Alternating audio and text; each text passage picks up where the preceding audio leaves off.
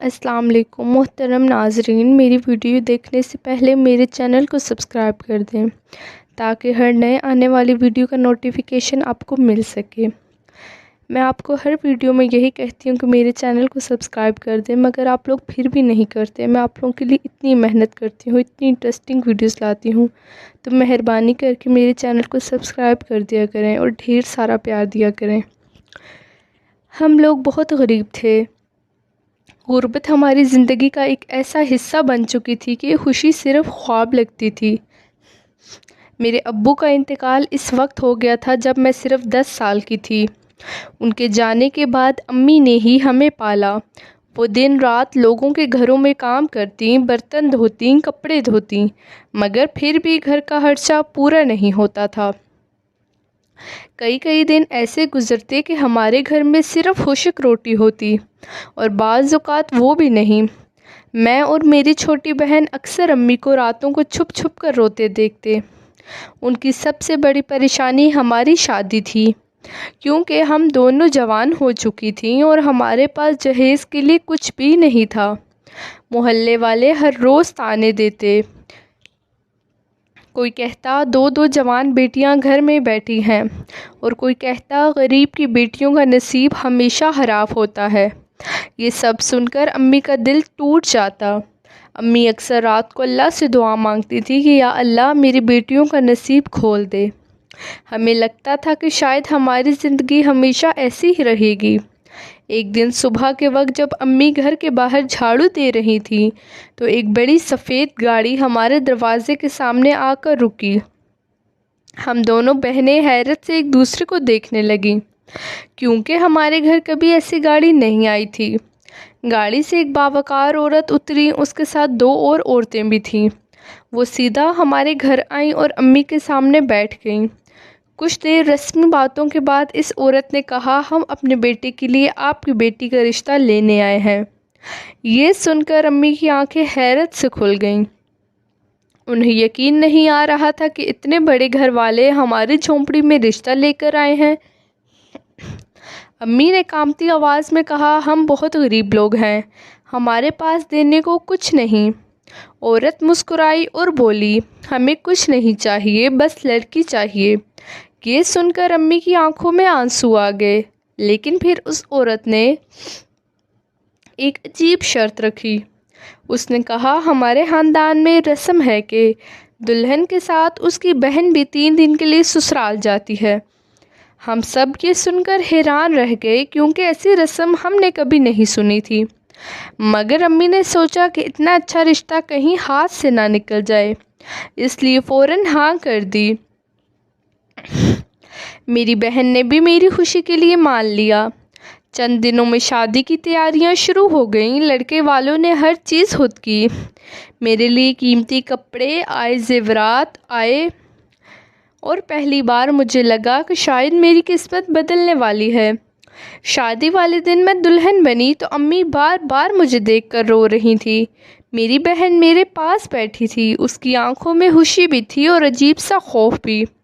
میں نے اس سے پوچھا تو وہ بولی پتہ نہیں کیوں دل گھبرا رہا ہے۔ رخصتی کا وقت آیا۔ میں اور میری بہن دونوں اس بڑے گھر پہنچے۔ وہ گھر کسی محل سے کم نہیں تھا۔ ہر طرف روشنی،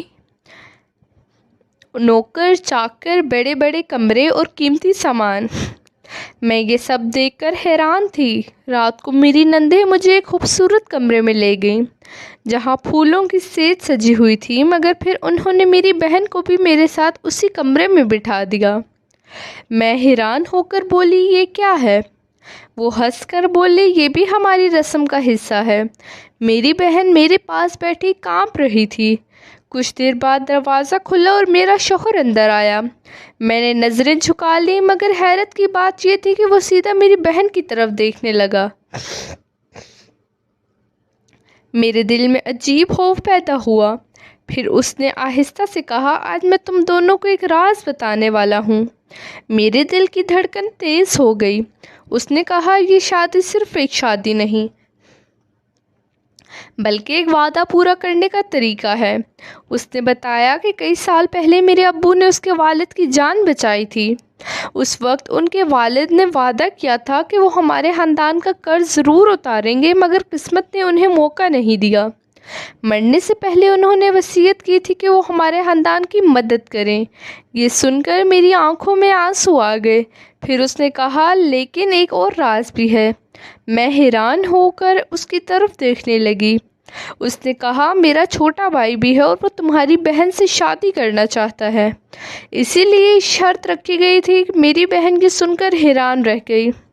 اگلے دن اس کا چھوٹا بھائی آیا۔ وہ بہت خوبصورت اور نرم دل انسان تھا۔ اس نے میری بہن کو دیکھا اور فوراً پسند کر لیا۔ چند دنوں میں ان کی بھی شادی ہو گئی۔ ہم دونوں بہنیں ایک ہی گھر میں خوش تھیں۔ امی کو جب یہ سب معلوم ہوا تو وہ خوشی سے رو پڑیں۔ انہوں نے کہا، اللہ نے ہماری ساری دعائیں قبول کر لیں۔ مگر خوشی زیادہ دیر قائم نہ رہ سکی۔ ایک رات میری بہن پانی لینے نیچے گئی تو اس نے میرے شوہر کے چچا اور ایک اجنبی آدمی کی باتیں سن لیں۔ وہ کہہ رہے تھے، اگر یہ دونوں بہنیں اس گھر میں رہیں تو جائیداد ان کے ہاتھ میں چلی جائے گی، انہیں راستے سے ہٹانا ہوگا۔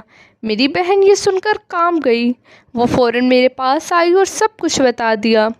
ہم نے اپنے شوہروں کو یہ بات بتائی۔ پہلے تو وہ یقین نہ کر سکے، مگر پھر انہوں نے چپکے سے ثبوت اکٹھے کیے۔ چند دن بعد چچا واقعی ہمیں نقصان پہنچانے کی کوشش کرتے پکڑے گئے۔ پولیس آئی اور انہیں گرفتار کر لیا گیا۔ ہم نے سکون کا سانس لیا، مگر ایک اور راز ابھی بھی باقی تھا۔ ایک دن گھر کی پرانی ملازمہ میرے پاس آئیں اور بولی، بی بی آپ کو ایک بات بتانی ہے۔ میں نے پوچھا، کیا؟ وہ بولی، آپ کے ابو کا انتقال حادثہ نہیں تھا، انہیں قتل کیا گیا تھا۔ یہ سن کر میرے پیروں تلے زمین نکل گئی۔ اس نے بتایا کہ میرے ابو نے مرنے سے پہلے کچھ زمین خریدی تھی اور وہ زمین اب کروڑوں کی ہو چکی تھی۔ میرے چچا نے لالچ میں آ کر انہیں مار دیا اور کاغذات چھپا دیے۔ ہم نے فوراً اس بات کی تحقیق شروع کی۔ پرانے کاغذات نکلے، گواہ ملے اور حقیقت سامنے آ گئی۔ ہمارے اپنے چچا مجرم نکلے۔ عدالت نے فیصلہ ہمارے حق میں دیا اور وہ زمین ہمیں مل گئی۔ ہم خوش تھے، مگر قسمت نے ابھی ایک اور امتحان رکھا تھا۔ ایک رات میرے شوہر کا ایکسیڈنٹ ہو گیا۔ ہم سب ہسپتال پہنچے۔ ڈاکٹر نے کہا حالت نازک ہے۔ میں رو رو کر بے حال ہو گئی۔ میری بہن بھی میرے ساتھ تھی۔ اسی دوران ایک عورت ہسپتال آئی اور اس نے دعویٰ کیا کہ وہ میرے شوہر کی پہلی بیوی ہے۔ یہ سن کر میرے پاؤں کے نیچے سے زمین نکل گئی۔ میں نے اپنے شوہر کی ماں کی طرف دیکھا تو ان کے چہرے کا رنگ اڑ چکا تھا۔ پھر حقیقت سامنے آئی کہ سالوں پہلے ایک زبردستی کی شادی ہوئی تھی، مگر وہ عورت گھر چھوڑ کر چلی گئی تھی۔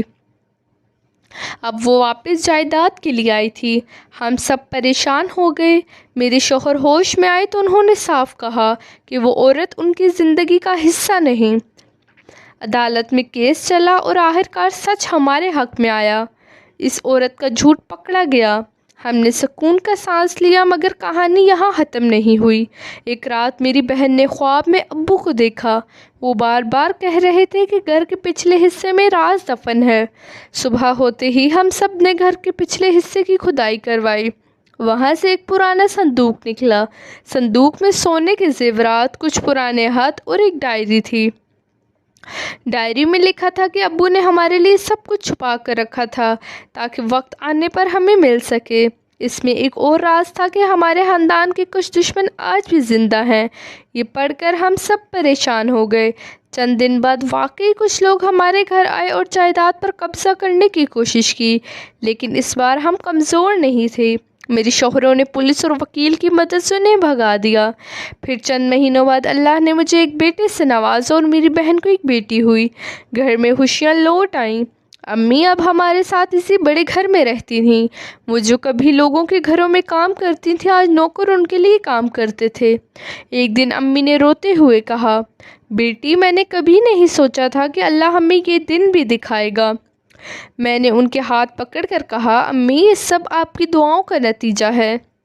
آج جب میں اپنی زندگی کو دیکھتی ہوں تو یقین نہیں آتا کہ وہی ہم تھے جو ایک وقت کی روٹی کے لیے ترستے تھے اور آج ہمارے پاس سب کچھ تھا، لیکن زندگی نے مجھے یہ سکھا دیا کہ کبھی کسی غریب کو کمزور نہ سمجھو، کیونکہ اللہ جب چاہے لمحوں میں تقدیر بدل دیتا ہے۔ اور آج بھی جب میں اس رات کو یاد کرتی ہوں جب میری بہن کو میرے ساتھ پھولوں کی سیج پر بٹھایا گیا تھا تو دل کانپ اٹھتا ہے، کیونکہ وہی رات ہماری قسمت بدلنے کی اصل شروعات تھی اور وہی لمحہ ہماری پوری زندگی کا سب سے بڑا راز بن گیا۔